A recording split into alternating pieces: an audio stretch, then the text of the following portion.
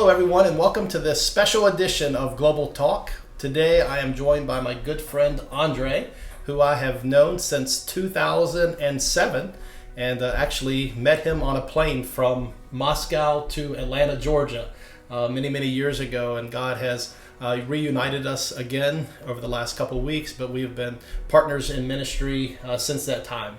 And Andre just actually got back here to the States from the Ukraine, where he has been serving for the last number of months. And I wanted to give you guys a firsthand view from Andre of what's taking place there in Ukraine, what the situation is like, and how we can pray and how we can join God in what he's doing there in that country. So Andre, maybe if you could just give us a little update of what's taking place in Ukraine. I know the war started there in February of 2022. So Andre, how are the Ukrainians coping with all the devastation, all that's taken place over these last number of months? How are the Ukrainian people doing today? Well, I think that the first shock is gone long ago. So the people of Ukraine got used to it. In a sense, they learned how to survive, and they are determined to win. And thanks to so much help that is coming abroad, Ukraine continues to fight on the one hand, and also to exist as a country. All institutions are functioning, and Ukrainians they understand that it's gonna take a long time. They do not expect a very quick win, but they are determined to stay strong until the end. Very good. And I should have mentioned that Andre and actually his family are Ukrainian, and Andre is actually serving not in the exact city where he grew up, but very near there on the eastern side of Ukraine. And so how many refugees would you say have left out of Ukraine, and maybe even if you know how many, possibly just an estimate of internally displaced Ukrainians that have left their cities and are in other places as well? It's estimated that somewhere between 6 and 7 million people left Ukraine, and about the same amount of people have been displaced from their houses within the country. A lot of us here in the West, we've heard stories about men not being able to leave with their families. So what's this like? Who's like, even where you're living? Like who's there? What's the situation look like? Of course, Ukraine is a huge country. It used to have more than 40 million people. So even if you discount 6 or 7 million, it's still a lot of people. And the situation depends on how close a particular city is to the front lines. If it's quite close, then most people have been either evacuated or they left. If you go to the west of the country, in many cities the situation hasn't changed much if you compare it to like 1 year ago. So it depends. And of course, the men of military age are not allowed to leave Ukraine, and so many families have been separated because of that. Because many women and children left for either Western Ukraine or, in most cases, for European countries, such like Poland or Lithuania or Germany. Yeah, I remember you were telling me the other day about a situation where a gentleman was at the border trying to leave with his family, Yes. but they let the family go, but the husband couldn't leave the country with his... Yes. They had 2 small children, and according to the law, a man can leave with his family only if they have 3 and more children under the age of 18. So he was left behind. He was left behind, yes. That's difficult. How would you say that the war has impacted the economy of Ukraine?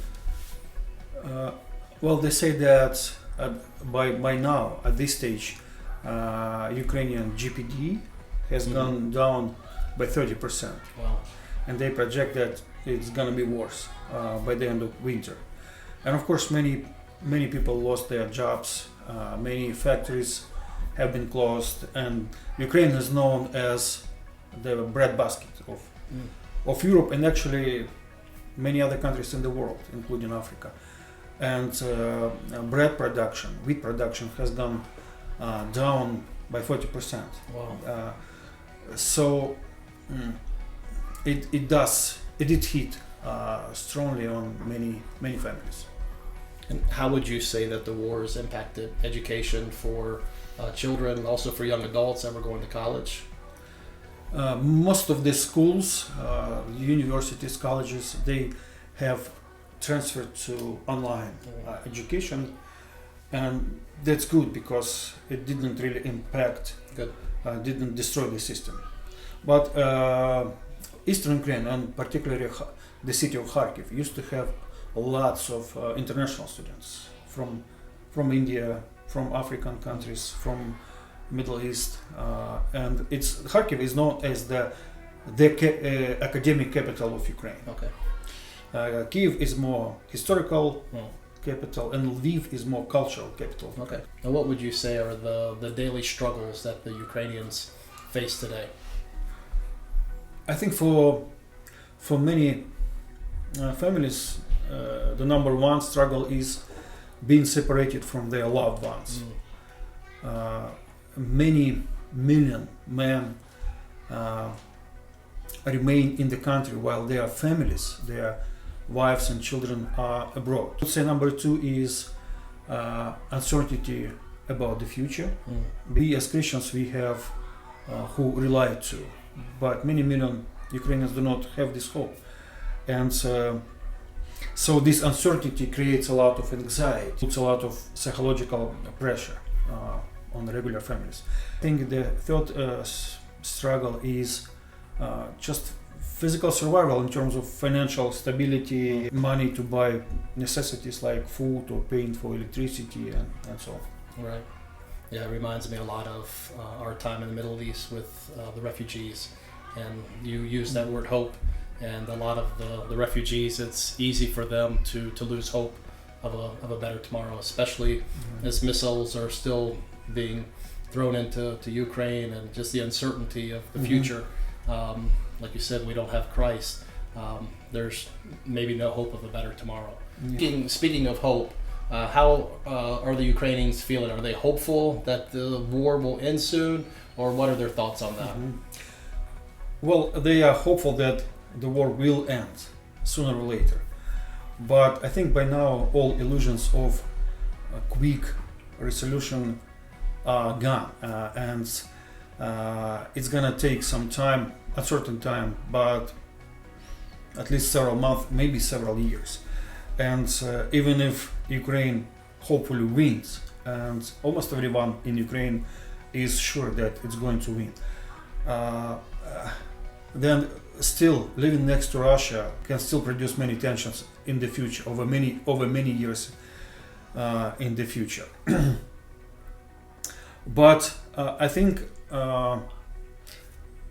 especially given the solidarity that Ukrainians have found in many other European countries and the States, I would use this phrase from the Cold War times: all free world. We almost forgotten this phrase, but this war kind of reminded us about this phrase. All free world is united to stand with Ukraine. One of the really exciting things that we really want to talk about is the opportunities that God has given to you to serve there in Ukraine over these last number of months. And I know you left another geographic location around the world to come to Ukraine specifically because you had a heart to go and serve your own people.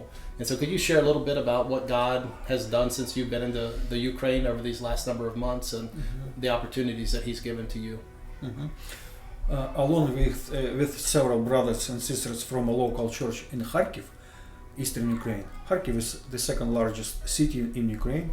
It used to have more than 1 million in population. And of course, maybe half population has been gone since the war began. So, along with a group of other Christians, we started a relief center in Saltovka. Saltovka is part of Kharkiv, which suffered most from Russian shelling. Most families were gone by that time, but many elderly people, sick people, single people, or lonely people, they had to stay behind.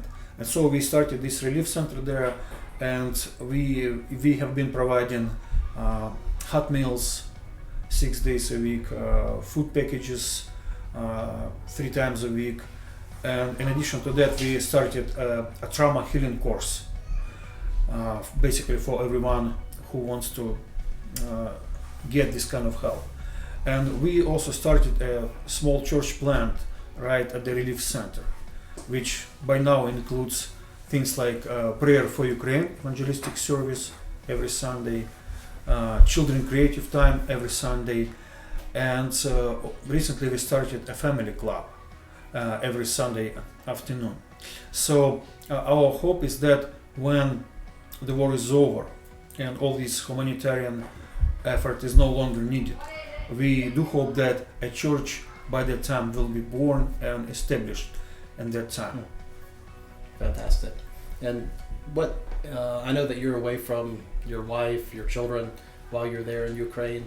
Like when you're serving throughout the day, what brings you joy as you serve the people there in Ukraine? It's hard to be away from my family, but when you see many other believers who are in the same situation, because most people who help us at the center, they are in a similar situation. Their families are gone. What gives me joy is that I see a group of Christians who are committed, and they have a vision not only to help their countrymen with food or some basic necessities. They see a vision of a new Ukraine. In a sense, we all want that our country would come out of this turmoil a different country than it was 1 year ago.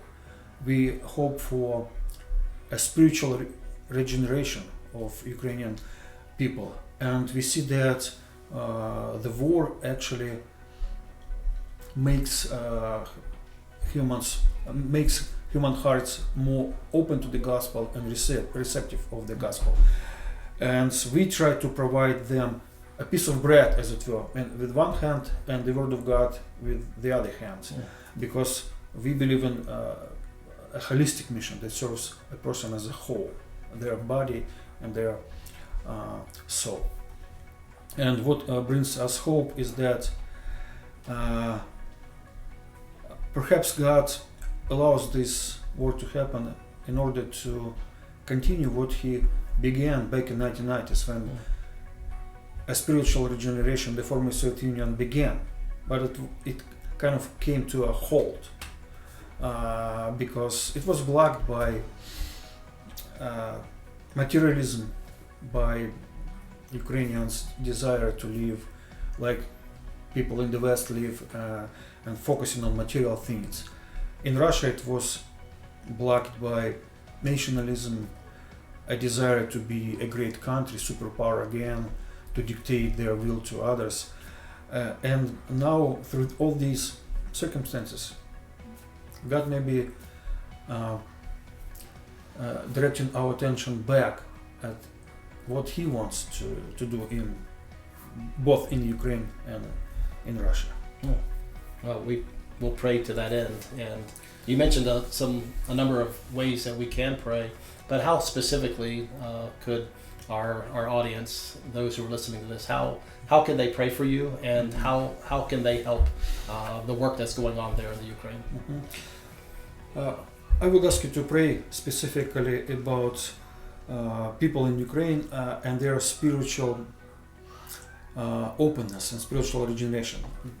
Right now, since the beginning of the war, many hundreds of thousands humanitarian aid, food has been distributed and is being distributed.